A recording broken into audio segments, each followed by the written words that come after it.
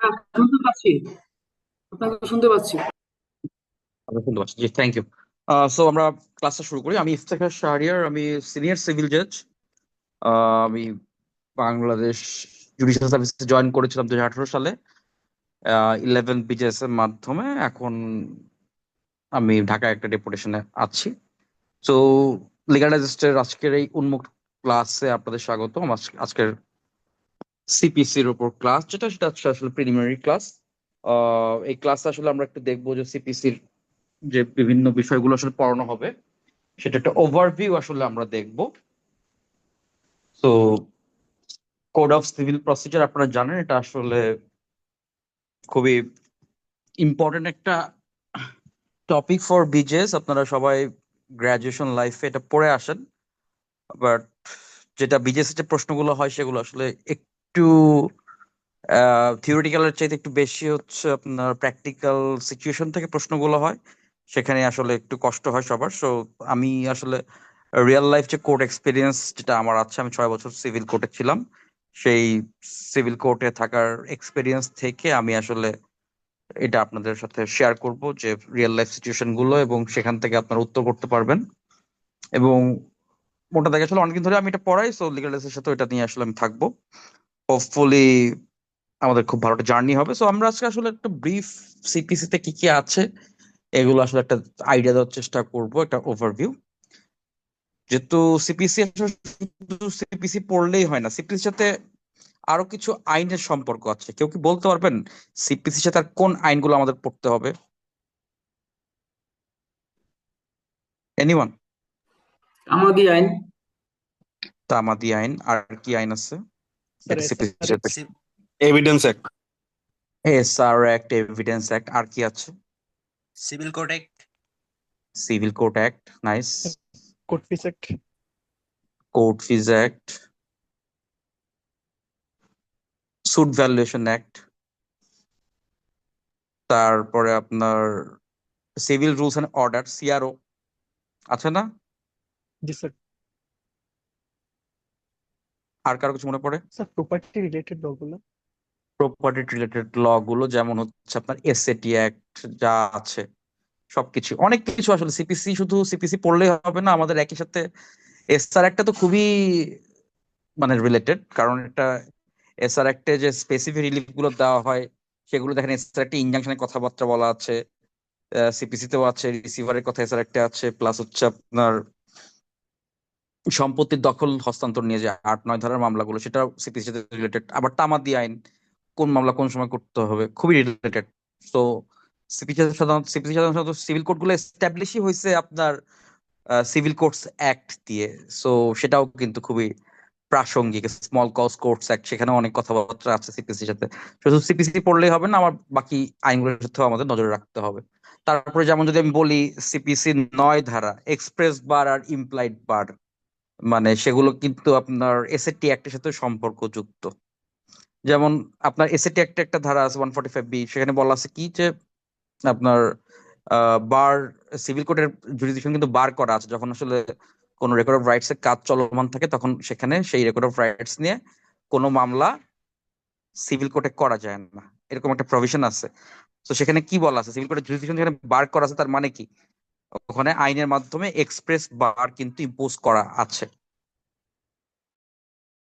তো সেক্ষেত্রে আপনার সেই মামলা কি সিভিল কোর্টে চলবে? চলবে না। তো সেখানে আপনার section 9 shall come into play, এবং আপনি সিভিল কোর্টে সেই মামলা চলবে। তো আমাদের সিপিসি জানতে গেলে আমাদের বাকি আইনগুলো সম্পর্কে একটা খুব ধারণা দরকার। সিপিসি আপনারা জানেন প্রসিডিউরাল ল, এখানে অর্ডার সেকশন যেমন আছে, সেখানে আরেকটা কি আছে, অর্ডার এবং রুল আছে। অর্ডার এবং রুল গুলো আসলে খুবই ইম্পর্টেন্ট, সেগুলো আসলে আমাদের সেট করে মিলায় মিলায় পড়তে হবে। আমি যেটা করবো আপনাদের শুধু জাস্ট মানে দেখাই দিব যে আপনার কোন সেকশনের সাথে সম্পর্কগুলো, অর্ডারের সম্পর্কগুলো একটু একটু অ্যাকসেপ্ট করে দিয়ে দিব, যাতে আপনারা খুব ভালো মতো প্রিপারেশন নিয়ে যেতে পারেন। বেসিক্যালি আপনার এটা 1908 সালের আইন, সেটা আসলে ব্রিটিশরা করে গেছেন। তো এখানে অনেক ধরনের কথাবার্তা আছে, এটা আপনারা জানেন, জাস্ট কিছু করার নেই। আমরা জাস্ট আজকে যেটা মেইন আমাদের পড়াশোনার টপিক, যে আমরা একটা সিভিল মামলা, একটা জীবনী চক্র, life cycle of A civil sweet, সেটা একটু দেখার চেষ্টা করব। সেটা দেখতে দেখতে যে যতটুকু পারি ততটুকু দেখবো, বাকিটা আমরা আর সিপিসি তে কি কি আছে সেই আলোচনা করে আসলে শেষ করে, যত preliminary class is open for all. So পরের ক্লাসগুলো থেকে আসলে আমরা সিপিসি স্পেসিফিক প্রভিশনে যাব। তো একটা সিভিল মামলা নিয়ে আপনি, মানে একটা সিভিল মামলা শুরু হয় কিভাবে, একটু কেউ যদি আমাকে বলেন, মামলাটা কোথায় করতে হবে একটা সিভিল মামলা, কোথায় করতে হয় একটা সিভিল স্যার মামলা? কোর্টে করতে এনিওয়ান? হয় আর কি, প্রিন্টের মাধ্যমে। কোর্টে করতে হয় প্লেন্টের মাধ্যমে, ভালো। কিন্তু কোর্টে আইনে কি বলতেছে, শুধু কোর্টের কথা বলছে নাকি সেটা কাছে করা যাবে? সর্বনিম্ন জুরিসডিকশনের কোর্টে করতে হবে। পেশাদার নিকট দাখিল করতে হবে। হ্যাঁ, আইনে আপনি দেখবেন সে বলছে যে কোর্টে এবং অথবা প্লেন্ট হচ্ছে সেরেস্তাদের কাছে আসলে দাখিল করতে হবে, এগুলো সিআরও তে বলা আছে। এবং সিপিসির আসলে অর্ডার 4 এটার বিষয়ে বলা আছে যে একটা সিভিল মামলা কোর্ট অথবা সেরেস্তাদের কাছে প্লেন্ট উপস্থাপনের মাধ্যমে করবেন। কোর্টে একজন অফিসার থাকেন, তার নাম হচ্ছে সেরেস্তাদার। কোর্টে যে সেরেস্তা থাকে সেখানে আপনি আর্জি উপস্থাপনের মাধ্যমে মামলাটা দায়ের করে সাধারণত, কিন্তু আইনে কোর্টের কথা বলা আছে। বাট আলটিমেটলি প্র্যাকটিস হচ্ছে সেরেস্তাদের কাছে মামলা করতে হবে প্লেন্টের মাধ্যমে। এখন সে তার এই মামলাটা নিয়ে মামলার নম্বর এবং মামলাটা গ্রহণ করবেন এবং একটা নম্বর দিবেন এবং একটা স্লিপও দিবেন। এগুলোর বিষয়ে বলা আছে হচ্ছে সিআরও তে যেতে হবে আমাদের। সিআরও হচ্ছে 47 থেকে 55 বিধি। সো এগুলো একটু মাথায় রাখবেন, সিআরওটাও এখানে গুরুত্বপূর্ণ। যে সে তার একটা মামলা নিয়ে সে একটা স্লিপ দিবে, কিভাবে কি করবে, এটা আসলে সিআরও তে স্পেসিফিক ব্যাপারগুলো বলা আছে। আর সিপিসির কোন অর্ডারে বলা আছে মামলা দায়ের সম্পর্কে?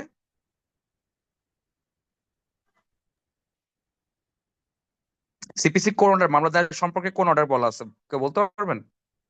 আমি বলেছি অলরেডি, 4। অর্ডার 4। সো এইভাবে আসলে দেখতে হবে।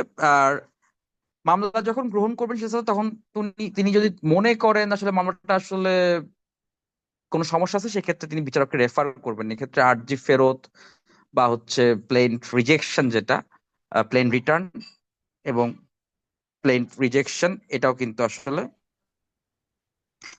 করা যেতে পারে। এটা বিচারক দেখবেন, সেইখানে আসলে সেগুলো অন্য আলোচনা, আমরা ওখানে আপাতত যাচ্ছি না। যেটা হচ্ছে মামলা যখন সেটা নিবেন, তারপরে তাকে কি করতে হবে। তারপরে কিন্তু যদি মামলার নাম্বার দেওয়ার পরে মামলা যদি আপাতত গ্রহণ করা হয়, তখন বিচারক একটা অর্ডার করবেন যে মামলাটা আপাতত গ্রহণ করা হলো। তো পরের ডেটে, মানে পরে ওই সমন যেগুলো দিবে, সমনগুলো কিন্তু জারির জন্য বিচারক সেটা ইস্যু করবেন। এই ক্ষেত্রে একটা ব্যাপার আছে যে আপনার সমন কতদিনের মধ্যে ইস্যু করতে হয়, সেছাড়া সমন কতদিনের মধ্যে ইস্যু করতে হবে মামলার জারির তারিখ থেকে, কেউ কি বলতে পারবেন আমাকে? 5 দিন নাকি কার্য দিবস? কার্য দিবস।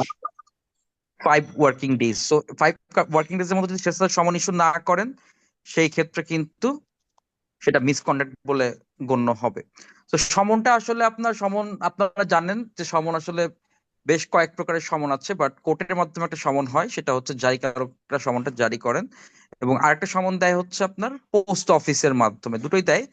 আর এখন তো ইমেল, হোয়াটসঅ্যাপ, বিভিন্ন মাধ্যমে সমন জারির ব্যাপার আছে। কিন্তু কোর্টে আসলে বেসিক্যালি যেটা প্র্যাকটিসটা হয় যে জারিকারকের মাধ্যমে সমন প্লাস হচ্ছে পোস্ট অফিসের মাধ্যমে সমন, যেটা আসলে এডি মাধ্যমে, এডি বা পিসিআর এর মাধ্যমে সেই সমনটা আসলে জারি হয়েছে কিনা সেটা বলা যায়। আচ্ছা, সো সমন ইস্যু এবং জারি যখন হয়ে গেল, তখন বিবাদীর একটা সমনের তারিখ থাকে যে বিবাদীকে এই মামলায় উপস্থিত হতে হবে, একটা তারিখ দেওয়া থাকে। সেই সমনে কিন্তু লেখা থাকে যে আপনার বিরুদ্ধে মামলা হয়েছে, আপনি অমুক তারিখে মামলায় উপস্থিত হবেন। এবং আর্জির সাথে আর কি কি কি কি দিতে হয়, আর্জির সাথে দিতে হয় হচ্ছে আপনার কোর্ট ফি দিতে হয়, যেটা প্লেন্টের সাথে মামলার মূল্যমান অনুযায়ী কোর্ট ফি, যেখানে কোর্ট ফিজ অ্যাক্ট অনুযায়ী কোর্ট ফি দিতে হবে। প্লাস হচ্ছে সমন জারির জন্য যে খরচা, ডাক মাশুল, সেগুলো দিতে হবে। প্লাস হচ্ছে আপনার যতজন বিবাদী ততগুলো আসলে আর্জির কপি দিতে হবে। কেউ স্ক্রিনে প্লিজ একটু রাইট করেন না, এটা কিন্তু সমস্যা হচ্ছে। যাই হোক, এখন হচ্ছে আপনার, এখন আমাদের যে সমন যখন জারি হইলো, সমন জারি সম্পর্কিত অর্ডার কোনটা, কেউ কি বলতে পারবেন আমাকে? স্যার 5। অর্ডার 5-এ কিন্তু সমন জারি সম্পর্কে অনেক কথাবার্তা আছে। 4-এ মামলা দায়ের, তারপরে সমন জারি অর্ডার 5। সো সেই ক্ষেত্রে সমন যখন জারি হলো তখন দুইটা ক্ষেত্রে আসলে মামলা অগ্রসর হইতে পারে। একটা হচ্ছে বিবাদী যদি আদালতে উপস্থিত হয়, সমন পাইলো, তারপরে আদালতে বিবাদী উপস্থিত হইলো, সেই ক্ষেত্রে একভাবে চলে আসবে যে বিবাদী লিখিত জবাব দাখিল করবে, রিটেন স্টেটমেন্ট যেটাকে বলা হয়। বাট আরেকটা ব্যাপার হচ্ছে যদি বিবাদী আদালতে অনুপস্থিত থাকে, সেই ক্ষেত্রে কিন্তু আপনার মামলা আরেকভাবে যাবে। তো সেখানে একতরফা শুনানি হবে। বিবাদী যেখানে অনুপস্থিত থাকতেছে তাহলে কি মামলা একতরফা শুনানি হবে। একতরফা শুনানি কিভাবে হবে এটা সম্পর্কে কোথায় বলা আছে, কেউ কি বলতে পারবেন? কোন অর্ডারে বলা আছে যে বিবাদী মামলা অনুপস্থিত আছে, সেই ক্ষেত্রে কোর্ট কিভাবে মামলা আসলে একতরফায় নেবে? কেউ কি বলতে পারবেন? Sir order 9। অর্ডার 9-এ বলা আছে। নাইস। অর্ডার 9-এর হচ্ছে রুল 6-এ দেখবেন যে বলা আছে যখন বিবাদী যখন মামলায় আসবে না তখন কিন্তু একতরফা যাবে। আবার কিন্তু আরেকটা অর্ডারে বলা আছে, অর্ডার 8-এও কিন্তু বলা আছে যে বিবাদীকে কি করতে হবে, 30 days plus 30 days, 60 working days এর মধ্যে লিখিত জবাব দাখিল করতে হবে। এটা বাধ্যবাধকতা দেওয়া আছে। তো অর্ডার 8, আদেশ 8 এবং আদেশ 9 দুটো মিলেই কিন্তু আমরা দেখি যে একতরফা শুনানির প্রভিশন। আমরা কি বুঝতে পারছি ব্যাপারটা? অর্ডার 8 প্লাস অর্ডার 9 দুটো মিলে কিন্তু আমাদের একতরফা শুনানির প্রভিশন আছে। সো একতরফা শুনানিতে কি হয়, বেসিক্যালি একতরফা শুনানিতে সাক্ষ্য গ্রহণ করা হয়। এরকম কি কোনো নিয়ম আছে যে একতরফা শুনানি হইলে সেই মামলা ডিক্রি হবে? না, এক্সপার্টের শুনানি হলে কি কোর্ট ডিক্রি দিতে বাধ্য, যেহেতু বিবাদী নাই? জি স্যার দিতে পারবো। কোর্ট কি ডিক্রি দিতে বাধ্য? জি স্যার। না স্যার। আপনার শিওর? স্যার কোর্ট তো হচ্ছে ডকুমেন্টস গুলো দেখার পরবর্তীতে যদি মনে হয় যে বাদীকে অর্ডার দেওয়া যায়, সেক্ষেত্রে হচ্ছে যে কোর্ট অর্ডার দিয়ে দেয়। হ্যাঁ, যদি না যায় তখন কি বাধ্য কিন্তু না। আসলে একতরফা শুনানিতে মামলা কিন্তু বাদীকে প্রমাণ করতে হবে। However defendant is absent here, but still বাদী has to prove his case, তাই না? মানে মূল মামলা যেভাবে প্রমাণ করা লাগে সেভাবে প্রমাণ করতে হবে। যেহেতু বিবাদী থাকে না, বাদী কিছু সুবিধা পায়, বাট স্টিল একতরফা শুনানি মানে যে ডিগ্রি হবে তা কিন্তু না, মামলা ডিসমিসও হতে পারে। সো স্যার একতরফা যদি সাক্ষ্য, হুম, বলেন। বাদী তখন সুবিধা পায় যে তাকে ডিফেন্স করার মতো কেউ থাকে না। সে যে ডকুমেন্টস গুলো সাবমিট করে সেগুলো যদি হচ্ছে যে সবকিছু ঠিকঠাক থাকে, তাহলে উনি ওনার মতো হচ্ছে যে রায় পেয়ে যায়, যেটা প্রার্থনা করে প্রেয়ারে দেওয়া থাকে। হ্যাঁ পায়, কিন্তু সবসময় সবকিছু ঠিক থাকে না। যেমন আমি যখন সিলেটে ছিলাম তখন কিন্তু আপনার অনেক একতরফা মামলা ডিসমিস করতে হয়েছে, কারণ বাদীর লিগ্যাল ক্যারেক্টার যেখানে থাকবে না, বাদীর যেখানে টাইটেল ডিডি হচ্ছে ডিফেক্টিভ হবে, সেখানে কিন্তু একতরফা মামলাও ডিসমিস হতে পারে। তো এমন কোর্টে কোনো বাধ্যতামূলক ব্যাপার স্যাপার নাই। তো একতরফা অর্ডার যেটা দিবে কোর্ট, এটা এক্সপার্টি অর্ডার দেয়, তারপরে এক্সপার্টি একটা ডিগ্রি প্রস্তুত হয়। ঠিক আছে, সো এইটা একটা একতরফা শুনানির ব্যাপার গেল। আর লিখিত জবাব দাখিল যখন করে বিবাদী, লিখিত জবাব সম্পর্কিত আমাদের অর্ডার কোনটা সিপিসিতে? লিখিত জবাব কোন অর্ডারে বলা আছে, কেউ কি বলবেন? অর্ডার 8। অর্ডার 8। অর্ডার 8-এ বলা আছে যে লিখিত জবাব সম্পর্কে। আর অর্ডার 6টা হচ্ছে প্লিডিংস। প্লিডিংস তো আপনার আমরা সবাই বুঝি আশা করি। প্লিডিংস একটা এস আছে, তার মানে কি বলেন তো? প্লিডিংসটা প্লুরাল বলা হয়েছে, এস এর মানে কি? প্লেনটার লিটারেশনের আর্জি সাথে এবং জবাব দুইটাকেই মিন করার জন্য আরজি এবং জবাব দুটাকেই মিন করে, একত্রে প্লিডিংস বলা হয়, এস দিয়ে বলা হয়। সো দেখেন অর্ডার 6টা যেহেতু প্লিডিংস, তাহলে অর্ডার 7-এ কি? অর্ডার 7 হচ্ছে প্লেইড, আর হচ্ছে অর্ডার 8 হচ্ছে রিটেন স্টেটমেন্ট। সো অর্ডার 6-এ যা বলতে 7 এবং 8-এও কিন্তু একই কথাই, তার সাথে প্লাস হবে, কারণ অর্ডার 6 যেহেতু প্লিডিং সম্পর্কিত, তার মানে ওখানে ওই order 6 both applicable to for written plaint and written statement. ঠিক আছে, সো প্লেন্টে যা কি কি থাকবে এটা অর্ডার 6-এ যেমন বলা আছে, অর্ডার 7-এও বলা আছে। আবার রিটেন স্টেটমেন্টে কি থাকবে সেটা অর্ডার 6-এ বলা আছে প্লাস অর্ডার 8-এ বলা আছে। ক্লিয়ার হলো আপনার ব্যাপারগুলা? এটা এটা বুঝলাম তো আমরা যে প্লেনটা কি থাকবে, এটা বোথ একসাথে পড়তে হবে, অর্ডার 6 + 7। রিটেন স্টেটমেন্টে কি থাকবে, এটা একসাথে পড়তে হবে, অর্ডার 6 + 8। এটা মাথায় রাখবেন। সো লিখিত জবাব দাখিল করবে, লিখিত জবাব দাখিলের জন্য 60 ওয়ার্কিং ডেজ একটা ব্যাপার আছে। সো লিখিত জবাব যখন দাখিল করবে তখন আপনার মামলা কোথায় চলে যাবে? তারপরের স্টেজটা কি বলেন তো? আর ওটা হচ্ছে আরবিট্রেশনের জন্য তখন যাবে, দুই পক্ষকে ডাকানোর। আরবিট্রেশন না, আরবিট্রেশন কিন্তু না, এডিআর এটাকে এসডি। এটাকে না, আরবিট্রেশন না, সেটা বলে হচ্ছে আপনার মেডিয়েশন প্রসেস। সিভিল কোর্টে কিন্তু এই যে 89A এটা কিন্তু মেডিয়েশন প্রসেসের কথা বলা আছে। আচ্ছা, লিগ্যাল এডের একটা নতুন একটা সংশোধন হয়েছে, তার মানে কি? তাহলে কি আপনার এই যে মামলা আর্জি দাখিল করার আগেও কি করতে হবে? কিছু কিছু মামলায় কোথায় যেতে হবে? লিগ্যাল অফিসে যেতে হবে না? বন্টনের মামলার ক্ষেত্রে, জি জি স্যার, জি বন্টনের স্যার। পারিবারিক তারপর হচ্ছে যে প্রিয়াম্পশনের মামলার ক্ষেত্রে, এগুলো সব জেলায় কিন্তু এখনো কার্যকর হয় না। সম্ভবত 28টা কি 29টা জেলায় এটা কার্যকর হয়েছে। সো এটা গেজেট নোটিফিকেশন দেখে ওইসব জেলায় কিন্তু শুরুতে আপনার একটা লিগ্যাল অফিসে যে মামলাটা আপোষের জন্য নিয়ে যেতে হবে, নিয়ে যে তারপরে কি হবে, সেখানে যদি ব্যর্থ হয় তারপরে এই আর্জি দাখিল থেকে মামলা শুরু হবে। ব্যাপারটা কি ক্লিয়ার আপনাদের কাছে? জি আপনারা স্যার। যে জেলায় আছেন সেই জেলায় কি লিগ্যাল এডের আইনটা কার্যকর হয়েছে? বন্টনের মামলা কি এখন করতে হয় ইয়াতে লিগ্যাল অফিসে, বন্টনের মামলা বা প্রিয়াম্পশন মামলা? জি স্যার। কোন জেলা থেকে বলতেছেন আপনি? স্যার আমি ঢাকা থেকে বলতেছি। আহ সো লিগ্যাল অফিস হয়ে কিন্তু সব অনেকগুলো মামলা চলে আসতেছে, সেই ব্যাপারগুলো একটু খেয়াল রাখতে হবে। আচ্ছা, যখন লিখিত জবাব দাখিল করা হলো তারপরে কি হচ্ছে আপনার মেডিয়েশনে যাচ্ছে। মেডিয়েশন প্রসেসটা কি? এটা কি কোনো বাধ্যতামূলক প্রসেস নাকি আপনার অপশনাল?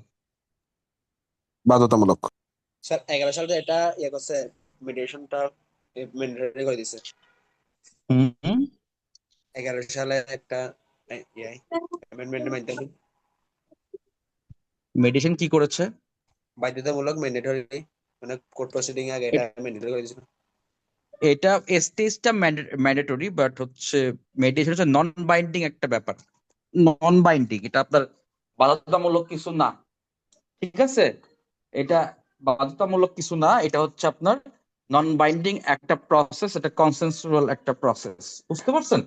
সো জি এই ব্যাপারগুলো মাথায় রাখতে হবে যে পক্ষদেরকে কিন্তু কোর্ট একটা মেডিয়েশনের জন্য বলতে পারবে, বাট কাউকে বাধ্য করতে পারবে না। একটা স্টেজ, একটা তারিখ ফেলানো হয়। বাট এখানে যদি পক্ষ যদি মেডিয়েশন না করে, আপোষে যদি যেতে না চায়, সেক্ষেত্রে কিন্তু করা যাবে না। মেডিয়েশন প্রসেসটার পরে হচ্ছে আপনার অনেকগুলো তারিখ আসলে সিভিল মামলায় পরে, সেই ব্যাপারগুলো মেডিয়েশনের পরের স্টেজটা থাকে হচ্ছে ইস্যু গঠনের জন্য।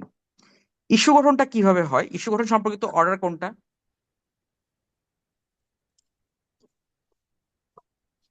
14। অর্ডার ইস্যু 14 গঠন, স্যার।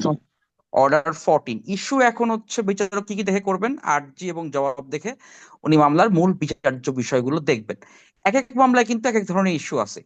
ইস্যু সম্পর্কে যদি আপনারা একটু বিস্তারিত যদি জানতে চান, সেখানে দেখবেন যে মডেল চার্জেস অ্যান্ড অর্ডার, এটা হচ্ছে আহ, বিচারপতি আজিজুল হক স্যারের একটা বই আছে। সেই বইতে কিন্তু বিভিন্ন মামলায় কোন কোন ধরনের ইস্যু হয় সেটা কিন্তু দেখানো আছে। সে ব্যাপারগুলো মাথায় রাখবেন। এক এক মামলা কিন্তু এক এক ধরনের ইস্যু হয়। যেমন প্রিএমশন মামলা ইস্যু কি থাকে, যে কোনো একজন ব্যক্তি কো শেয়ারার বা ইনহেরিটেন্স কিনা, এটা একটা প্রিএমশন মামলা ইস্যু নেওয়া হয়। বাট বন্টন মামলা কিন্তু এই ইস্যুটা নেওয়া হয় না। শুধু নেওয়া হয় যে আসলে ওই ব্যক্তি ওই সম্পত্তির জোতে, ওই সম্পত্তিতে তার কো শেয়ারশিপ আছে কিনা। সো এক এক মামলা কিন্তু এক এক ধরনের ইস্যু। সো বিচারক কিন্তু মামলা ওয়াইজ আসলে সাধারণত ইস্যু গুলো করবেন, মামলা বুঝে তারপর ইস্যু করবেন। ইস্যু ফ্যাক্ট ফ্যাক্টের ইস্যু, লিগ্যাল ইস্যু এগুলো হয়। এবং ইস্যুর ক্ষেত্রে একটু আমাকে একটু বলেন তো আপনারা কেউ, যে তামাদির যে বিষয়টা, এটা কি ধরনের ইস্যু? এটা কি লিগ্যাল ইস্যু নাকি ফ্যাক্টের ইস্যু? Sir factual. সবাই কি একমত যে শুধু এটা ফ্যাকচুয়াল? তামাদি বোথ। তো নিজে একটা আইন। Legal issue sir. একজন বললেন লিগ্যাল, একজন বললেন ফ্যাকচুয়াল। বোথ ভাইয়া, বোথ। বোথ, এটা কিন্তু আসলে বোথ ইস্যু, ঠিক আছে? যেটা আমাদের যদি নিজে একটা আইন দ্বারা রেগুলেটেড হয়, সো এটা আইনের তো একটা ব্যাপার আছে, প্লাস তামাদির বিষয়গুলো আসলে প্রতারণা হয়েছে কিনা বা কখন এই প্রশ্নগুলো আসলে অ্যারাইজ করছে, এটা কিন্তু ফ্যাক্টেরও বিষয় আছে। সো এটা mix question of law and fact both. So এই ব্যাপারগুলো একটু মাথায় রাখবেন, সেভাবে আসলে ইস্যুগুলো গঠন হবে। ইস্যু গঠনের পরে একটা স্টেজ থাকে হচ্ছে 30 ধারার পদক্ষেপ, বা এটাকে অনেক সময় আবিষ্কার, পরিদর্শন, ইন্সপেকশন, ডিসকভারি এগুলো বলা হয়। এই 30 ধারার পদক্ষেপ বলতে কি বোঝায়, একটু কেউ আমাকে বলতে পারবেন?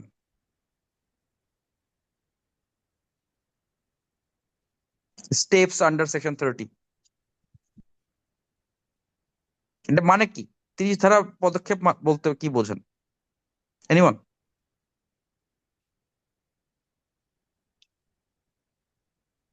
স্যার এই পর্যায়ে এসে হচ্ছে আদালতের বিভিন্ন সাক্ষ্য প্রদান এবং হচ্ছে যে ডকুমেন্ট গুলো নেসেসারি সেগুলোর জন্য কালেক্টের জন্য বলবে।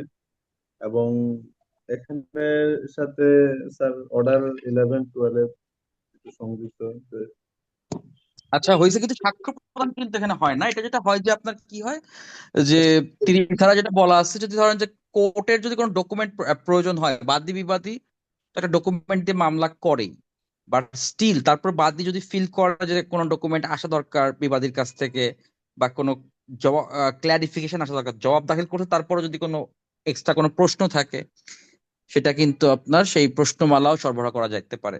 তারপর দেখেন যে অনেক ডকুমেন্ট নেসেসারি হয়, বাট বিবাদী ধরেন যে কোর্টে দিচ্ছে না সেইটা জমা, বা বাদী দিচ্ছে না, আইদার পার্টি কোর্টে জমা দিচ্ছে না, তখন কিন্তু বলতে পারে যে কোর্টে যে এই ডকুমেন্টটা কোর্টে আসা দরকার, বা এই ডকুমেন্টটা সাব রেজিস্ট্রি অফিস থেকে তলব দেওয়া দরকার।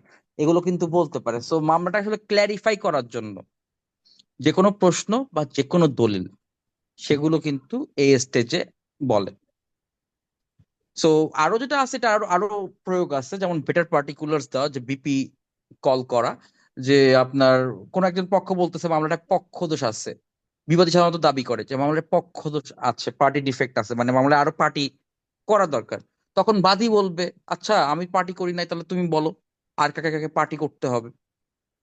সো তখন তো বেটার পার্টিকুলার্স তলব করে। তখন বাদী সেটা দরখাস্ত এরকম যে বিবাদীকে বলার জন্য আর কোন কোন পক্ষকে পক্ষ করতে হবে, বা আর কোন কোন জমি মামলায় অন্তর্ভুক্ত করতে হবে। তখন বিবাদীকে জবাব দিতে হয় যে এরা এরা পক্ষ বাদ পড়ছে, এরা এরা এই জমি মামলায় অন্তর্ভুক্ত হওয়া দরকার। সো এটা it's more like clarifying your case. বুঝতে পারছেন? সো এটাই হচ্ছে 30 ধারা স্টেপ। এখানে মামলাগুলো আসলে আরো দুই পক্ষই ডকুমেন্ট সম্পর্কে আরো বিস্তারিত নিজেদের মধ্যে আলোচনার সুযোগ পায়। এটা হচ্ছে third section under steps under section 30। এবং 30-এর সাথে আর কি পড়তে হবে? অর্ডার 11টা পড়তে হবে। অর্ডার 11-এর সাথে প্রশ্নমালা এবং ডকুমেন্ট কল ফর এগুলোর আসলে সম্পর্ক রয়েছে। সো এগুলো, এটা একটা স্টেজ, প্রত্যেকটা একটা তারিখ পড়ছে। তারপরে দেখেন 30 ধারার পদক্ষেপের পরে একটা স্টেজ আছে হচ্ছে এসডি। এসডি মানে কি? এসডি বলতে কি বোঝায়, কেউ কেউ আমাকে বলতে পারবেন? এসডি স্যার, সেটেলিং ডেট, চূড়ান্ত শুনানির জন্য সময়, মানে দিন নির্ধারণ করে আর কি স্টেজ। তারিখ, চূড়ান্ত শুনানি মানে কি? চূড়ান্ত শুনানি মানে কি? চূড়ান্ত শুনানি মানে হচ্ছে যেই তারিখে মামলার সাক্ষ্যটা আসলে শুরু হবে। তো এই কোন তারিখে সাক্ষ্যটা শুরু হবে, এটার জন্য একটা ডেট ফিক্স করা হয়, সেটা হচ্ছে এসডি। এসডি তে এখন আপনার অনেক দিন মামলা চলতে থাকে। এটাকে আমি বলি হচ্ছে হাইবারনেশন স্টেজ, মানে এটা ঘুমানোর পর্যায়ে। মামলা এখানে হচ্ছে ঘুমায় অনেকদিন। কেন ঘুমায়? কারণ একটা মামলায় কতগুলো, একটা কোর্টে কতগুলো মামলা চূড়ান্ত সাক্ষীর জন্য থাকবে, এটা কিন্তু ফিক্স করে দেওয়া আছে। এটা সংখ্যাটা কেউ কি বলতে পারবে সংখ্যাটা কত? 5টি একটা স্যার। কোর্টে হ্যাঁ, ওটা ওটা ওটা ওটা প্রতিদিন। আর হচ্ছে পুরা কোর্টে প্রতিদিন কতগুলো থাকবে? 100টি স্যার। এটা কোথায় বলা আছে? এটা স্যার এটা অর্ডার অর্ডার 18 মনে হয়, রুলটা মনে নেই। অর্ডার 18-এর রুল হচ্ছে আপনার 20-তে বলা আছে এগুলো, ঠিক আছে? 140টি। 100টার কথা বলা আছে। এখন এই যে আপনার মামলার যে কতগুলো মামলা সাক্ষ্যতে যাবে, এটার কিন্তু সংখ্যা নির্দিষ্ট। সো ওই 100টার বেশি কিন্তু আপনি মামলা একটা কোর্ট কিন্তু সাক্ষীতে নিতে পারবে না।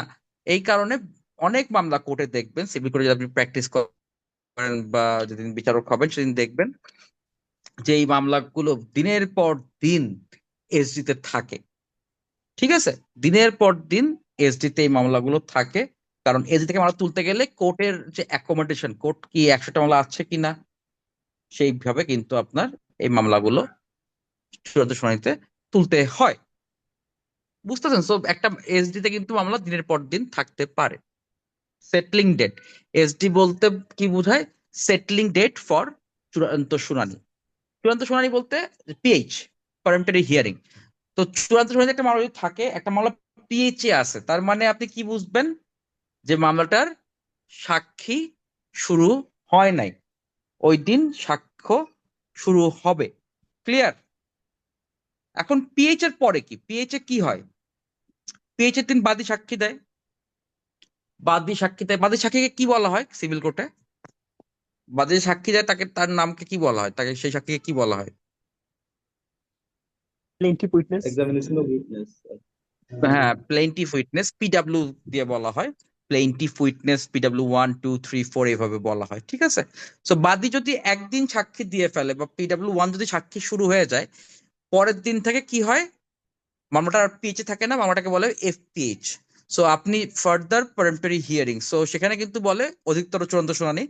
সো সেক্ষেত্রে কিন্তু আপনার বলবে যে মামলাটা আসলে আংশিক সাক্ষ্যতে আছে। যদি এফপিএইচ এ থাকে তাহলে বলবে আংশিক সাক্ষ্য মামলাটার গ্রহণ করা হয়েছে। আর পিএইচ এ থাকলে বুঝতে হবে কি? যে মামলাটা আসলে সাক্ষ্যের জন্য আছে, সাক্ষ্য শুরু হয় না। সো পিএইচ এভাবে এফপিএইচ, এফপিএইচ এ পিডাব্লিউ 1 বাদী সাক্ষ্য দিল। সাক্ষ্যের ক্ষেত্রে তো নতুন একটা আইন হয়েছে, জানেন তো আপনারা? সাক্ষ্য গ্রহণের ক্ষেত্রে এটা কি? সাক্ষ্য গ্রহণের ক্ষেত্রে বাদীকে কি এখন আপনার এফিডেভিট এর মাধ্যমে সাক্ষ্য দিতে পারবে কিনা? এখন স্যার এফিডেভিটের মাধ্যমে লিখিত আকারে দেওয়া যায়। লিখিত আকারে দেওয়া যায়, এবং ওইটার শুধু শুধু ক্রস এক্সামিনেশনটা কি হয়? কোর্টে হয়। বাকি সবই কি হচ্ছে এখন? এক্সামিনেশন চিফ কি করা যাচ্ছে? এফিডেভিটের মাধ্যমে এটা দেওয়া যাচ্ছে, শুধু ক্রসটাই কিন্তু আসলে হচ্ছে এখন। সো বাদী সাক্ষ্য দিল, বিবাদী সাক্ষ্য দিল, তারপরে বিবাদী সাক্ষ্য কি বলা হয়? ডিফেন্ডেন্ট উইটনেস, ডিডব্লিউ 1 2 3 সেগুলো করে তারপরে যখন বাদী সাক্ষ্য ক্লোজ হয়ে যায়, তারপরে কি হয়? আর্গুমেন্ট। আর্গুমেন্টটা কে আগে করে? বাদী আগে করবে নাকি বিবাদী আগে করবে সিভিল মামলায়? কেউ কি বলতে পারেন? সিভিল মামলায় আর্গুমেন্টটা কে আগে করে? স্যার নর্মালি বাদী করবে, কিন্তু স্যার হচ্ছে যে ক্ষেত্রে বাদী কোনো বিষয় স্বীকার করে থাকে স্যার সেই ক্ষেত্রে হচ্ছে বিবাদী শুরু করবে। না না, এটা আপনি ভুল বললেন। আর্গুমেন্টটা কে করবেন শুরুতে? বিবাদী করবেন, কিন্তু সিভিল মামলায় আর্গুমেন্টটা বিবাদী করে। এটা আপনি পাবেন হচ্ছে অর্ডার 18 রুল 1 এবং 2 যদি পড়েন, সেই ক্ষেত্রে বুঝবেন যে আর্গুমেন্টটা করবে হচ্ছে, শুরু করবে বিবাদী। সো সেই ক্ষেত্রে বিবাদী করবে, তারপরে বাদী আর্গুমেন্টের রিপ্লাই দিবে। এইটা হচ্ছে আর্গুমেন্ট, সিভিল মামলার আর্গুমেন্ট। এটা আপনি পাবেন হচ্ছে অর্ডার 18 এ। আর্গুমেন্ট হয়ে গেল, আর্গুমেন্টের পরে রায় প্রদান। আর্গুমেন্টে কতদিন পর রায় দিতে হয়? কতদিনের মধ্যে রায় দেওয়ার বিধান আছে আর্গুমেন্ট শেষ হয়ে? কে বলতে পারবেন?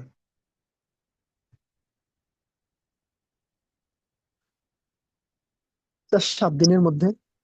এটা এটা এই সম্পর্কিত, রায় সম্পর্কিত যে আপনার অর্ডার, সেটা হচ্ছে অর্ডার 20। সেখানে বলছে আর্গুমেন্ট শোনার সাথে সাথে রায় দেওয়া যায়, অথবা 7 দিনের মধ্যে কিন্তু রায় দেওয়া যায়। তো রায়, আর্গুমেন্টের পরে রায় হলো, তারপরে হচ্ছে ডিক্রি। আচ্ছা, রায় আর ডিক্রির বেসিক পার্থক্যটা কে আমাকে বলতে পারবেন? রায় এবং ডিক্রির বেসিক একটা পার্থক্য, এনিওয়ান? স্যার ডিক্রির ইনিশিয়াল স্টেজ হচ্ছে জাজমেন্ট। আর জাজমেন্টটা হলো দুই রকম, একটা হচ্ছে ডিক্রি অথবা অর্ডার। এটা হচ্ছে ডিক্রি ইনিশিয়াল স্টেজ।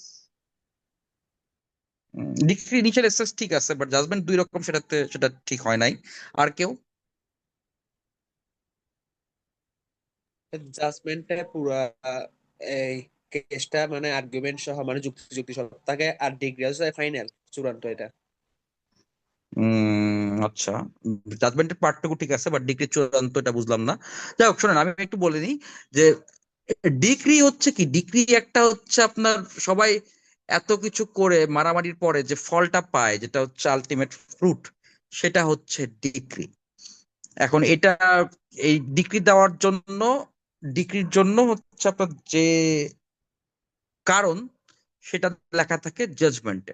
জাজমেন্টে আপনার বাদী বিবাদীর কেস সংক্ষিপ্ত আকারে লেখা থাকে, ইস্যুগুলো লেখা থাকে, ইস্যুর প্রেক্ষিতে বিচারকের সিদ্ধান্ত লেখা থাকে, সাক্ষীদের বর্ণনা লেখা থাকে, এবং আলটিমেটলি জাজমেন্টে একটা অপারেটিভ পোর্শন থাকে, যে অতএব আদেশ হয়, যে এটা বাংলায় লেখা হয়, আর একটা লেখা হচ্ছে ইংলিশে, ইট ইজ অর্ডার্ড দ্যাট, ইংলিশে এটা লেখা হয়।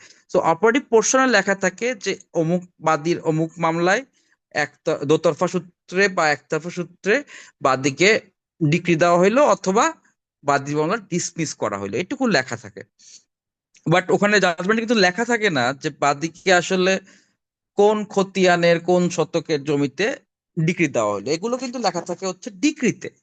বুঝতে পারছেন তো? বাদীকে জাজমেন্টে শুধু মামলা ডিসমিস হয়েছে নাকি ডিক্রি দেওয়া হয়েছে এইটুকু লেখা থাকে, বাট স্পেসিফিক্যালি কোন তফসিলের কোন সম্পত্তিতে বাদীকে ডিক্রি দেওয়া হইলো বা মামলা ডিসমিস হইলো, এগুলো সবই লেখা থাকে কিন্তু ডিক্রিতে। সো আলটিমেট ডিক্রিটা কিন্তু আপনার সব লেখা থাকে, এবং অপারেটিভ পোর্শনটাও কিন্তু ওই ডিক্রিতেই লেখা থাকে। জাজমেন্ট লেখেন আসলে হচ্ছে বিচারক, আর শেষদার লেখেন হচ্ছে ডিক্রি, এবং জাজমেন্টের অপারেটিভ পোর্শনে যেটুকু লেখা থাকে ওইটুকুই আসলে ডিক্রিতে লেখা থাকে, প্লাস ডিক্রিতে ওই যার যে তফসিল, কোন মামলায় কোন সম্পত্তিতে বাদীকে ডিক্রি দেওয়া হয়েছে, সম্পূর্ণ বর্ণনা, মামলার খরচ সম্পর্কিত বিধান, সবকিছু কিন্তু ডিক্রিতে দেওয়া থাকে। সো ডিক্রিটা ডিক্রিটা হচ্ছে আপনার ফাইনাল ফ্রুট, আর জাজমেন্টটা হচ্ছে ডিগ্রি কেন দেওয়া হলো সেটা রিজনিং। মনে থাকবে ব্যাপারটা? সবাই কি আপনার ক্লিয়ার হলেন যে জাজমেন্ট আর ডিগ্রির পার্থক্যটা কি? এগুলো আপনারা কই পাবেন? জাজমেন্ট এবং ডিগ্রি সম্পর্কিত অর্ডার কোনটা? Order 20 sir. অর্ডার 20। সো এটা নিয়ে আমাদের অনেক সামনে অনেক একটা আলাদা ক্লাস আছে, যে জাজমেন্ট ডিগ্রি এগুলো সম্পর্কে খুব আলোচনাগুলো আছে আসলে, তো সেখানে আমরা এটা দেখতে পারবো। তো ডিগ্রির পরেও কিন্তু মামলা শেষ হয় না, আর কি থাকে? ডিগ্রির পরে সিভিল মামলা কি থাকে? ডিগ্রি জারি থাকে, execution of degree. Execution of degree সম্পর্কে অনেক কথাবার্তা আছে, সেখানে আমাদের 3টা ক্লাস থাকবে এক্সিকিউশন অফ ডিগ্রির জন্য। সেটা হচ্ছে আপনার অর্ডার 21, অর্ডার 21 103টা বিধি আছে। এখন এগুলো নিয়ে আমাদের অনেক কথাবার্তা থাকবে। তো আমরা এখানে আপনার দেখেন, আপনারা লেকচার শিটে আমি এতক্ষণ যা যা বললাম মোটামুটি একটা সামারি ছিল।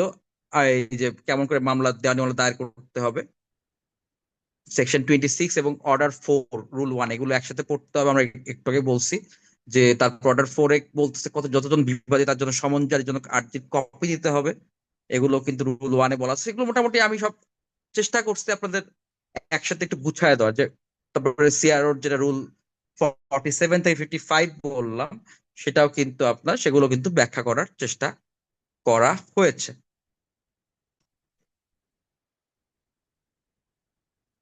আর সিভিল মামলা কিন্তু আপনার সবচাইতে লোয়েস্ট কোর্টে দায়ের করতে হয়।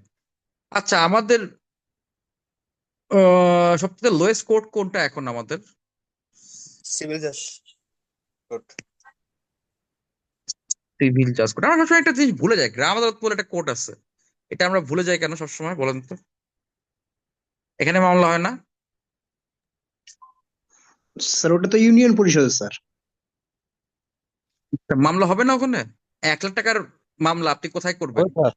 স্যার হ্যাঁ, গ্রাম আদালতে করবো স্যার, কোর্টে তো গ্রাম না। আদালতে গ্রাম আদালতে তো বলে দিছে যে ওইখানে যে আপনার, সেটা তো গ্রাম আদালতকে তো আপনি বাইরে দিতে পারেন না। আপনার 1 লাখ টাকার মামলা নিয়ে কি আপনি আসতে পারবেন? সিভিল কোর্টে আসতে পারবেন?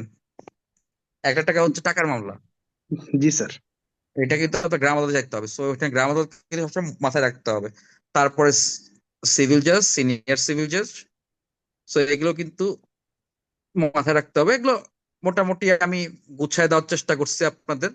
সমনজাই সম্পর্কিত সেকশন হচ্ছে সেকশন 27, আর হচ্ছে অর্ডার 5 কি কি হয় না হয় সেগুলো সবকিছু দেওয়া আছে আপনাদের এই লেকচার শিটে। সো মোটামুটি অনেক চেষ্টা করা হয়েছে যে খুব সুন্দর করে আপনাদের গুছায় দেওয়ার জন্য। আর রিটার্ন স্টেটমেন্ট সম্পর্কে আমাদের রিলেটেড হচ্ছে আপনার অর্ডার 8, এটা ইতিমধ্যেই বলা হয়েছে। তারপরে এখানে রিটার্ন স্টেটমেন্টের সাথে আর কি কি আছে আমাদের, যে হচ্ছে আপনার সেট অফ এর ব্যাপার আছে, equitable set of, legal set of, এগুলো আছে। এগুলো আসলে আমরা সামনের ক্লাসগুলোতে ক্রস অ্যাকশন যেটা আছে, কাউন্টার ক্লেম, সেগুলো আসলে আমাদের অনেক কথাবার্তা আছে, এগুলো আমরা সামনের ক্লাসগুলোতে দেখার চেষ্টা করবো। এডিআর যেটা মেডিয়েশন এখন দুইটা মেডিয়েশন।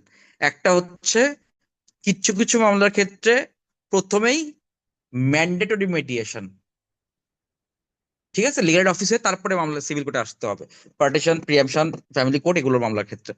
আর তারপরে হচ্ছে আপনার কিছু মামলার ক্ষেত্রে হচ্ছে লিখিত জবাব দাখিলের পরে মেডিয়েশন। আর মেডিয়েশনের যদি কোনো আপোষনামা হয়ে যায়, সরেনামা হয়ে যায়, সেই ক্ষেত্রে কিন্তু এটা একটা ডিক্রি হয়ে যাবে, এবং এই ডিক্রির এগেনস্টে কিন্তু আপিল বা রিভিশন দায়ের করা যাবে না। আরেকটা হচ্ছে আরবিট্রেশন, এটা আসলে সালিস আইন, যদি আরবিট্রেশন ক্লজ থাকে সেক্ষেত্রে আপনি আরবিট্রেশনে যেতে পারে। মামলার ফার্স্ট হিয়ারিং এ মামলা নিষ্পত্তি, এটা যদি আপনি দেখেন, এটা অর্ডার 15 এর কথা কিন্তু এটা বলা আছে। যদি কোর্ট যদি দেখে যে মামলার বিরোধীদের কোনো বিষয়ই নাই, কোনো ইস্যুই নাই, বিবাদী এসে মামলা স্বীকার করে নিচ্ছে, তাহলে কিন্তু আপনার আর কোনো কিছু দরকার নাই, অর্ডার 15 কিন্তু মামলা এটা নিষ্পত্তি করতে পারেন। আমি একটা মামলা পাইছিলাম এরকম, প্রিয়াম্পশনের মামলা, বিবাদী এসে বলতেছে হ্যাঁ বাদী তো এই মামলায় আসলে জিতবে, সো বিবাদী স্বীকার করছে, সো আমরা আর কোনো সাক্ষ্য প্রমাণের দরকার হয় না, অর্ডার 15 এই মামলা কিন্তু নিষ্পত্তি অন অ্যাডমিশন জাজমেন্ট, সেটা কিন্তু বিবাদীর স্বীকৃতির আলোকে কিন্তু বিবাদীর বিরুদ্ধে রায় প্রদান করা যেতে পারে। এটা অর্ডার 15, ঠিক আছে। ইস্যুর অর্ডারটা হচ্ছে অর্ডার 14, আর এটা হচ্ছে অর্ডার 15। তো ইস্যু হচ্ছে আপনার অর্ডার 15, আর ইস্যু গঠন করার 120 দিনের মধ্যে আদালত মামলার পিএইচ এর জন্য দিন ধার্য করবে। এটা একটা বিজেস পরীক্ষা আসছিল, বাট পিএইচ এর জন্য কিন্তু এত 120 দিনের মধ্যে ধার্য করা যায় না। কারণ কি? কারণ হচ্ছে আপনার অর্ডার 18, যেখানে বলা আছে একটা কোর্টে কতগুলো মামলা আসলে পিএইচ এর জন্য ধার্য থাকবে, তো সেটা দেখে এই মামলাগুলো ফিক্স করতে হয়।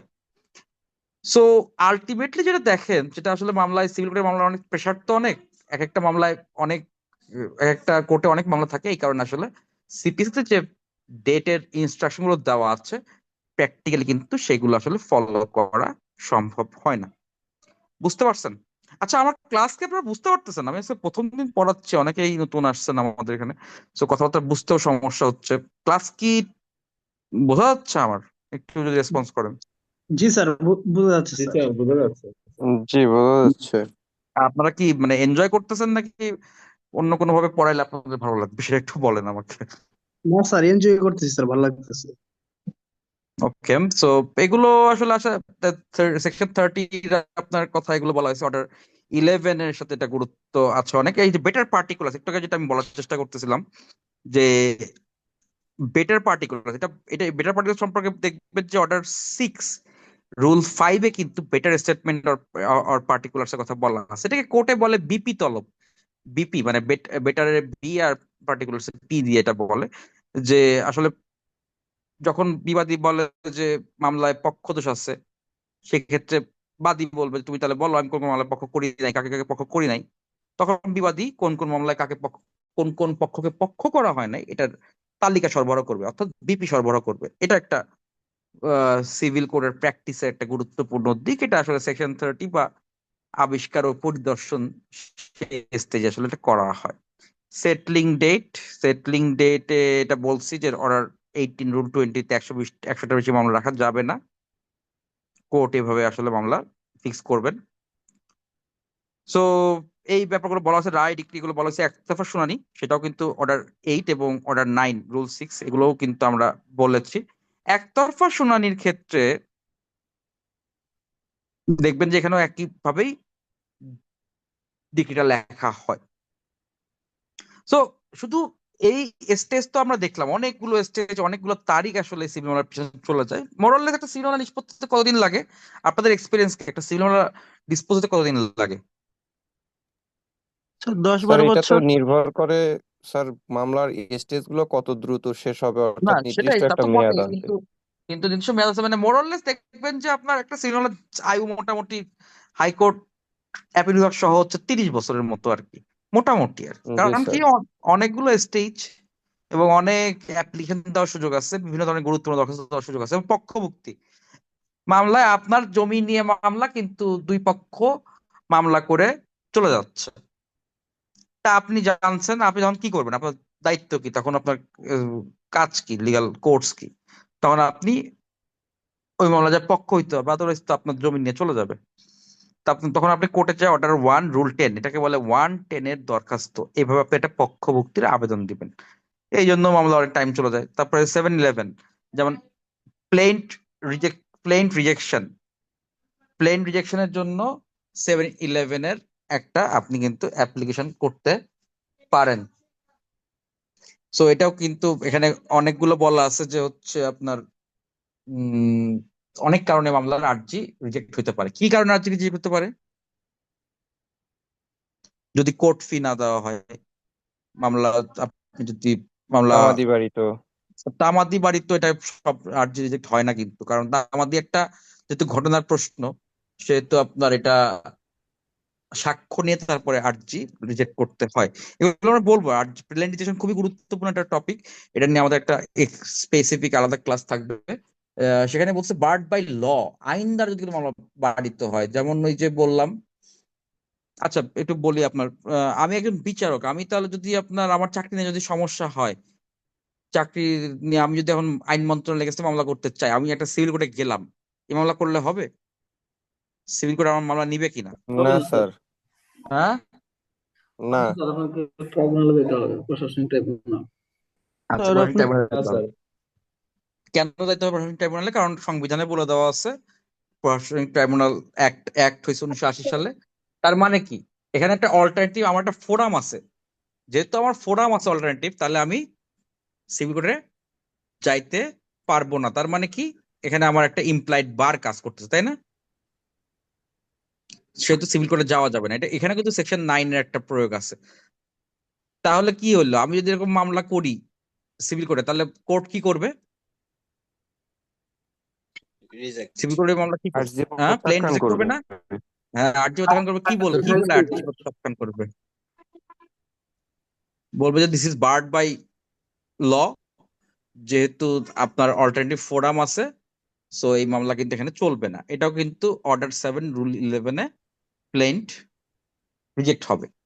আচ্ছা, তারপর অর্ডার 7 রুল 10 যেটা আর্জি ফেরত, ওই যে আপনি 1 লাখ টাকার মামলা আপনি যা মামলা করলেন সিভিল জাজের কাছে, কোর্ট ওটা নিবে ওই টাকার মামলা? নিবে তো স্যার, গ্রাম সিভিল জাজ আদালতে তো স্যার পাঠাবে স্যার। 15 লক্ষ টাকা পর্যন্ত। হ্যাঁ, স্যার, এক গ্রাম লাখ টাকার সিভিল জাজ মামলা নিবে হচ্ছে স্যার। 1 লাখ টাকার হচ্ছে টাকার মামলা, এটা গ্রাম আদালতে করতে হবে রে ভাই। এটা হচ্ছে গ্রাম আদালত আইনে বলা আছে। আর ও গ্রাম আদালতে স্যার, যে আমি মামলা ভাবছি করা, মামলার মূল্যমান 1 লক্ষ টাকা। না না, মামলা মূল্যবান না, আমি বলছি টাকার মামলা, যাই হোক সমস্যা নেই। তো যেটা বলতেছে যে সেক্ষেত্রে গ্রাম আদালতে যাইতে হবে। তখন সিভিল কোর্ট কি বলবে যে এই মামলা আসলে আমার এখানে চলবে না, তখন আর্জিটা ফেরত দিয়ে দিবে। ঠিক আছে, অর্ডার 7 রুল 10 ফেরতের কারণ উল্লেখ করে দিবে। তারপরে দেখবেন যে আর্জি বা জবাব সংশোধন, এটা অর্ডার 6 রুল 17 বলা আছে। নানান ধরনের দরখাস্ত আছে আর কি। তারপর টেম্পোরারি ইনজাংশন নিয়ে অনেক টাইম চলে যায়, অর্ডার 39। তারপরে লোকাল ইনভেস্টিগেশন নিয়ে অনেক টাইম চলে যায়। ট্রান্সপোজিশনটা জিনিসটা বলছেন, ট্রান্সপোজিশন কেউ বলতে পারবেন ট্রান্সপোজিশন কি? জি স্যার। বলেন। স্যার, যদি কোনো পক্ষ মানে বাদী থেকে বিবাদী হয় এবং বিবাদী থেকে বাদী হওয়াকে স্যার ট্রান্সপোজিশন অফ পার্টি বলা হয়। Good, ঠিক আছে। এটা এটা এটা কিন্তু সিপিসি এর কোথাও নাই, সো এটা 151 এটা করা জি হয় যে স্যার। বাদী থেকে বিবাদী হইতে হবে। সো অনেক সময় দরকার হয়, যেমন বাদীর সাথে অনেকের, যারা বাদী ছিল তারা একসাথে আসলে ইন্টারেস্ট হচ্ছে না, সেক্ষেত্রে কিন্তু বাদী থেকে বিবাদী হওয়ার দরকার হতে পারে। সে 151 কিন্তু সে ট্রান্সপোজিশনে আবেদন করবে। কায়মোকাম, কায়মোকাম বোঝেন কেউ? কায়মোকাম জি বলেন স্যার। তো। পার্টি মারা গেলে স্যার তার আর বাদীদের কায়মোকাম স্যার হচ্ছে বাদী বাদী বিবাদী মারা গেলে সাধারণত যে তাদের ওয়ারিশদের পক্ষ করতে হয়, এটা কায়মোকাম বলা হয় কোর্টের ভাষায়। এটা অর্ডার 22 বলা আছে, ঠিক আছে। সো নানান ধরনের ব্যাপার স্যাপার আছে, এগুলো নিয়ে আমরা খুব এক্সাইটিং কিছু ক্লাস করব। অনেকগুলো লেকচার শিট আছে আমাদের, আমরা নানান ধরনের কিছু আসলে জানার চেষ্টা করব। কারো কোনো প্রশ্ন আছে কিনা? স্যার সিভিল কোর্টে অনেক সময় দেখা যায় যে স্যার কোর্ট থেকে মামলাগুলি খারিজ করার রেশিওটা বেশি হয়, এ ধরনের কি আসলে কোনো নির্দেশনা থাকে কিনা স্যার? না আপনার না, অভিজ্ঞতা থেকে যদি নির্দেশনা বলতেন। থাকে না। এটা হচ্ছে আপনার মামলা আসলে ফ্রেম করা হয় না ঠিক মতো। যেমন আমি যদি আপনাকে একটু বলি ছোট করে যে আপনি যদি সেকশন 42 পড়েন এসআর অ্যাক্টে, সেখানে দেখবেন সেখানে বলছে যে যে ঘোষণামূলক মামলায় অবশ্যই কোনো আনুষঙ্গিক প্রতিকার থাকলে সেটা চাইতে হবে, মানে সকল রেমেডি একত্র করে চাইতে হবে। আবার সিপিসি অর্ডার 2 যদি পড়েন, সেখানেও দেখবেন সকল প্রতিকার একসঙ্গে চাইতে হবে। তো এটা কিন্তু অনেক সময় আইনজীবীরা এটা চাইতে পারে না, এই জন্য অনেক সময় মামলা খারিজ হয়। আর যেটা হয় যে আমাদের ল্যান্ড সিস্টেম এত কমপ্লিকেটেড, এই কারণে আসলে মামলা প্রুফ করা অনেক সময় ডিফিকাল্ট হয়ে যায়। আর কিছু সময় আসলে বিচারকদেরও থাকে যে আসলে মামলা শুরুতে অনেক সময় নবীন বিচারকদের সমস্যা হয়, ট্রেনিং এর অভাবের কারণে এটা হয় আর কি, যে ডিসমিস করার রেশিওটা একটু বেশি হয়ে যায়। বাট এটা একক কোনো সমস্যা না, কোনো নির্দেশনা থাকে না, এটা আসলে আমাদের লিগাল সিস্টেমের একটা ব্যাপার। স্যার আর আমার একটা ধরেন দলিল সংশোধনের মামলা, দলিলে আমি দাগ নাম্বার ভুল হয়েছে, আমি সেটাকে কারেকশন করার জন্য মামলা করলাম। এই ধরনের মামলায় স্যার এটা তো আসলে টাইটেলের কোনো সমস্যা না। এই মামলাতে যদি স্যার যে ব্যক্তি দলিল করে দিয়ে গেছে, যে দাতা ছিল, সে মারা গেল, তার ওয়ারিশদেরকে বিবাদী করতে হইলো আমার এই লিগ্যাল ফ্রেমের কারণে। এখন এই ব্যক্তিরা, তার ওয়ারিশরা যদি এখানে প্লিডিংস করে আমার সাথে, প্লিডিং করে স্যার, সেখানে সে যদি মানে সত্যের বিষয়টা আনে যে এখানে তার সত্য আছে, আসলে তো আমার মামলার নেচার হইলো যে আমি শুধু আমার দলিলটা কারেকশন করব কোর্টের নির্দেশনা অনুযায়ী, যে আমার এইভাবে আমার দলিলটা হওয়ার কথা ছিল, আমার দখল টখল এভরিথিং ঠিক আছে, কিন্তু শুধু পাশের অন্য আরেকজনের জমির প্লটটা দলিল লেখক ভুল না, করে বুঝতে পারছি আপনার পয়েন্ট, বুঝতে পারছি, কিন্তু ওখানে হয় কি আপনার ওই যে দলিল সংশোধন যে মামলা বললেন, এখানে 4টা জিনিস প্রমাণ করতে হয়। সত্য ঠিক আছে, ওটা ডিরেক্টলি আসে না, বাট ইনডিরেক্টলি কিন্তু চলেও আসে। যেমন what is the intention of the parties.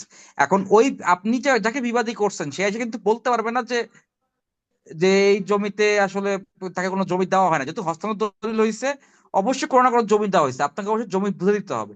কোন দাগে এটা ফ্যাক্ট হইতে পারে, মানে ডিরেক্টলি সত্য আমি যেটাকে লাভ সেখানে করা কথা যাবে না। বলছি, আমি এই দাগটাকেই এই দলিলে অন্তর্ভুক্ত করার জন্য আমার মামলা, কিন্তু ওই পার্টি এসে এখানে সে দাবি করতেছে মানে এখানে তার টাইটেল, আলটিমেটলি তো এখানে ওই ফ্যাক্টসই না এখানে স্যার, তাই হ্যাঁ, না? সেটা তো অবশ্যই মিস্ত্রি একটা ব্যাপার আছে, যে আপনার দলিলের সত্য তো অবশ্যই আপনার একটা আছে, কিন্তু কোন দাগে এটা হচ্ছে পয়েন্ট হবে, এটা ইয়েস হচ্ছে স্যার। প্রশ্ন হবে। সত্য আপনার ডিফিট করা যাবে না। নাইস, ঠিক আছে, হ্যাঁ। আর কোনো প্রশ্ন থ্যাংক ইউ আছে স্যার, আপনাদের? Thank you sir. So hopefully আপনারা বুঝতে পারছেন, আজকে একটা ওভারভিউ ছিল। এগুলো নিয়ে আমাদের প্রত্যেকটা জিনিস নিয়ে নিষেধাজ্ঞা নিয়ে আলাদা ক্লাস আছে, তারপরে আপনার যে কায়মোকাম নিয়ে আলাদা ক্লাস আছে, অর্ডার 26 নিয়ে যেমন স্থানীয় তদন্ত লোকাল ইনভেস্টিগেশন নিয়ে আলাদা ক্লাস আছে। হোপফুলি আপনাদের খুব ভালো জার্নি যাবে। আর কারো কোনো কিছু না থাকলে আমি আজকে এখানে ক্লাসটা শেষ করতে পারি। Thank you sir. Thank you so much আমাকে এতক্ষণ কষ্ট করে শোনার জন্য।